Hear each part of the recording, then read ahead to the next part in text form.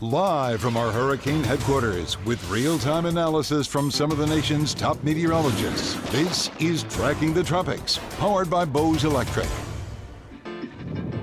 Just in moments ago, tropical storm Rafael forms south of Cuba, with the NHC expecting a hurricane reaching the Gulf of Mexico by week's end. We are live in your hurricane headquarters. It's November. To break down the latest track and model runs here on Tracking the Tropics. Welcome into the Stream Center, folks. JB here with WFLA Chief Meteorologist Jeff Baradelli, Meteorologist Eric Stone. We're here to answer your questions. This just happened a few moments ago. Rafael is official. It is south of Cuba with a track that takes it northwest towards the Gulf. Let's, of course, break down. We're going to be answering all your questions coming up here out of the Facebook Live comment section using hashtag HeyJeff, hashtag HeyEric, hashtag HeyJB. But first, let's send Jeff over to the wall to break down the very latest from the National Hurricane Center, a 4 o'clock advisory, not 5 o'clock now that we have daylight savings time, Jeff. You know, I even had to remind myself of that today. Talking to Eric and Rebecca, I'm like, oh yeah, that's right. The time has changed, and so now instead of a 5 o'clock advisory, we have a 4 o'clock advisory. All right, so that's the system. It was a tropical depression, number 18, but now it is Tropical Storm Rafael. It has winds of about 45 miles an hour. I want to zoom into that area right there. And what you're going to be able to see is, first of all, lots of thunderstorms are developing, getting a little stronger. And some of those are headed towards the island of Jamaica. You can see Jamaica right there. Now, the system has a window of opportunity from now, about the next day and a half or so, before it makes landfall in Cuba, for it to strengthen. And we do think, and the models are robust in strengthening this system, probably not just to a Cat 1, but maybe to a Cat 2 hurricane. So there are the stats. Winds 45 miles an hour. That's the pressure. It's fallen into the 9, so 997 millibars is moving north at around 9. We expect, though, that it's going to take a little bit more of a track that direction and begin to kind of loop that way. So this is the official forecast track from the National Hurricane Center. Notice right there, making it a Cat 2 before making landfall near Havana. And with winds of 100 miles an hour, is it out of the question for it to become a Cat 3 before it gets there? It's possible. It has a small core, we think. And storms with small cores, we learned that with Milton, right? And with Wilma many years ago, the smaller the storm, the core, the stronger the storm can get. So it's conceivable. It should weaken as it crosses over Cuba. This could be a big deal for Havana because they're going to be on the very wet side of the storm. Not only the strong winds, but the very heavy rainfall as well. So we'll see what happens. And then the system heads into the southern Gulf. Now, in the very southern Gulf, the atmosphere is not hostile. However, the further northwest it goes into the Gulf, the better chance that it's going to begin to weaken. And one thing that we've seen happen with the latest track from the National Hurricane Center is they're bending it even further west away from us. We like to see that, right? We don't want it coming closer. There's still a couple of models that are, they're not right on top of us. None of the models show a direct hit on us. There's some models that are, 100, 200 miles offshore to the west of us. But those are becoming few and far between, and more models are showing a consensus further west across the Gulf of Mexico. You can see that by Friday and Saturday, it starts to weaken from a hurricane into a tropical storm. It's going to hit dry air and also some wind shear as well. So let me show you the spaghetti model tracks. And you're going to notice what I just told you, which is that the system gets into the southern Gulf, and it comes close, right? If you weren't a meteorologist and you saw this, you'd say, uh-oh, that's not where we want the storm to be. The good news is this high pressure to the north is going to steer the system west. So you can see a lot of the models make a hook. Some of them a little further west, like the European models a little further south here. The other models hook it west-northwest towards New Orleans, and then some of them just hook it back south again. So we'll see what happens there. But it's safely far west of the Tampa Bay area, such that we won't see direct impacts. But we could see indirect impacts in terms of extra showers, thunderstorms, and a couple of downpours. But it shouldn't be any worse than that. That's the good news. All right, here's a look at wind shear, and it's fairly minimal in the blue. Straight through about Wednesday, notice the wind shear is really up here. But once the system, as we head into Thursday, gets into the Gulf of Mexico, now it starts to encounter more wind shear. You see that right there? As it starts to hit that, the storm will start to weaken, and actually it's going to become kind of an emperor with no clothes, if you will, meaning that a lot of the thunderstorms will be pushed to the east, and the system will be almost naked on its western side. So as it encounters wind shear and dry air, that's what tends to happen, and that should weaken the system as we head towards Friday and also into Saturday.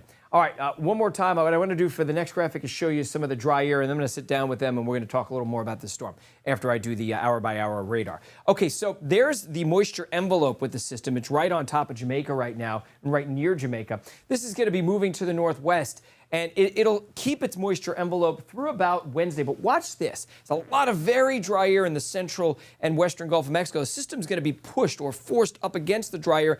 Notice how the western side of the system's eaten away by all this really very dry air. So if it doesn't get hit by the wind shear strong enough, it'll get hit by the very dry air. So it's kind of a 1-2 punch from Mother Nature. All right, so let's show you the future radar, and let's bypass the showers that we have right here and go straight down to the storm. And our graph has done very well with systems, and you can clearly see a very small storm and a very tight core. That's why I think it's conceivable this is a strong 2 or even a 3 as it makes its way northwest. Look at that. That could be a Cat 3 making landfall in Cuba just to the west of Havana, which, by the way, our model is right in line with the National Hurricane Center track. Then as we push this forward, some of these showers, the very outer edge bands, will probably swipe our area with some heavy downpours and some gusty winds. Here we are on Thursday. The system is out here. Notice the system's starting to kind of get wider. It's encountering that wind shear and that dry air, and notice that the bottom of the system, the eye is open because dry air is penetrating there. And for us, on Thursday morning, there's some heavy downpours, but the system is safely far west of us. So that's the good news. It's never good news when you have to deal with a tropical system in November, right? We hope that the season was past us already, or we were past the season. We're not, but at least this system seems to be moving to the Gulf. I'm going to head back down, sit down with JB and Eric, and we're going to discuss all the things we need to discuss. All right, Jeff Baradelli breaking it down for us, the 4 o'clock advisory from the NHC. Let's bring in Eric. Eric, November and hurricane aren't things that you normally hear about in the same sentence. Of course, we are still in hurricane season, so as you're looking here at the models, what do you notice about Rafael? If you remember the beginning of October, I said, JB, I just have this suspicion that we're going to have some sort of November storm, whether it be a tropical storm or a hurricane. And this doesn't surprise me, in fact. And what I've seen over the past 12 to about 18 hours or so is the models continuing to move this to the west, as you can see.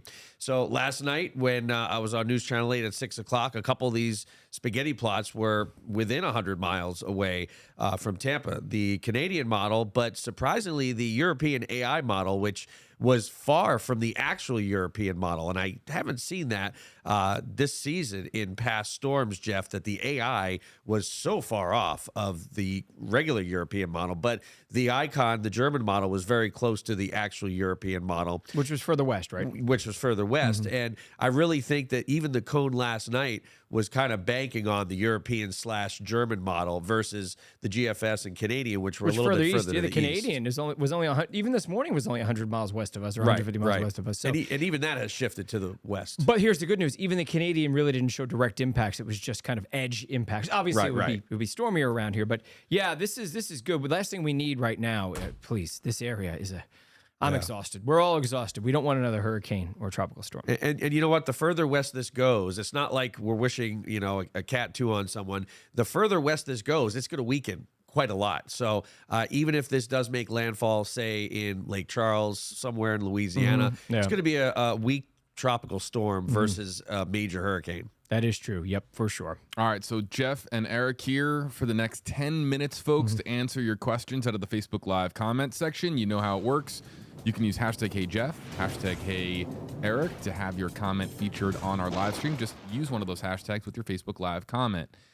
Carol says, hashtag HeyJB. Well, here we are in November. Can the people in Florida rest a little easier? And also, how about the wobble? As far as wobbles with this storm, people do not want to see wobbles to the east, at least on the peninsula, of course. Well, here's the good news about wobbles. Wobbles are 20, 30, 40 miles, not 400 miles. So the good news is we should not see a major wobble with. Let's put it this way. I think we might have lost the signal for a second, JB. Is that right? Yeah, we're back now. We're back now. Okay. So my answer to the question was wobbles are 20 miles, 30 miles, maybe 40 miles, but they're not 400 miles. No. That's good news. So even if it were to wobble slightly further east, it still wouldn't directly hit us. This is such an interesting track. Can we just talk about how it's almost unheard of for this time of year? Yeah, almost. You know what? How and why? Can we get like an explanation as to why it is like this? Well, at the end of the sequence there, Eric, I have a November tracks, but why? Well, I mean, it's just we call it stochastic, meaning it's just random. I mean, our weather pattern right now is this big area of high pressure. across.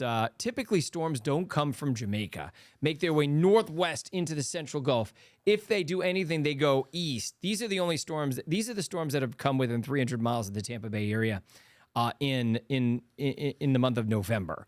And we've had a number. We've had 14 or so, and we've only had 3 landfalling major hurricanes. But landfalling hurricanes, and about 14 storms since about 1850 or so.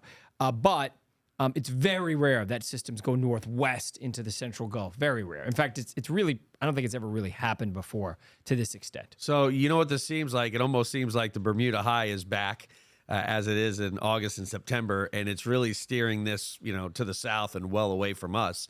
And, it's been giving us even record high temperatures yesterday, but it's also going to help move this thing to the west. So that high pressure, thankfully, also stopping any cold fronts from picking this up and take it in our direction, too. Right. Yeah, so we had that shot of cold air a few weeks ago, and then ever since then, high pressure is built back in on top of us. We've been warming up every day. Eric pointed out earlier to me today that we got to 88 yesterday. It was a record high. So this big high that's right on top of us is kind of blocking the system from getting directly here. Carrie wants to know, #HF, any chance this could turn towards southwest Florida? I mean, you'd want to see some evidence. None of our models are showing that. The hurricane models don't show it. The global models don't show it. So I think we can rest easy. A direct hit does not seem in any way, shape, or form likely along the west coast of Florida. If it's not heading for Florida, I mean, are we talking New Orleans, Texas, Mobile? And as Eric was saying, and you could say it again, Eric, even if it does get there, yeah, I mean, even if it does get into New Orleans or, my original prediction was Western Louisiana, it's going to be a very, very weak system. It's going to deal with a lot of wind shear and dry air the closer to the northern Gulf Coast it gets. So, I think people are going to panic, Jeff, when they see a Cat 2 or maybe a Cat 3 near Cuba and say, here we go again. But rest assured that once this does get into the Gulf, it's going to slowly weaken. And I do think it's going to make landfall somewhere as a tropical storm. Yeah, it's interesting because if it does make landfall in the Gulf, we might be tying or breaking a record for the most storms that have made landfall in the Gulf of Mexico in any season. It'll be close, I think. I don't know for sure. I know we were pretty close to it before because we've seen a lot of storms in the Gulf.